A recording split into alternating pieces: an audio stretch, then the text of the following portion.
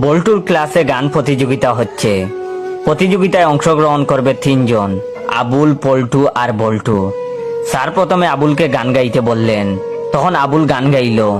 বৃষ্টি পড়ে টাপুর টুপুর, বদনা হাতে আব্দুল গুফুর, আঁকাবাঁকা গ্রাম্য পথে লুঙ্গি তুইলা হাইটা যায়, তাই দেখিয়া বুকটা আমার বেলুনের মতো ফাইটা যায়।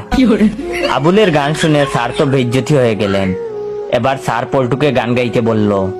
পল্টুর গান, হই হই বাঁশের পাতা খসখসে, লাউয়ের পাতা নরম, সকিনার মুখে চুমু দিতে আমার লাগে সরম। এবার তো স্যারের মাথা হ্যাং।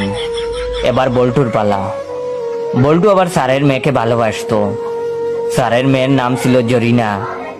তাই ক্লাসে জরিনাকে লক্ষ্য করে বল্টু গান গাইতে লাগলো। চাঁদ উঠেছে আকাশে, জরিনা আমার বাম পাশে, আমি সমুদ্র জরিনা ঢেউ,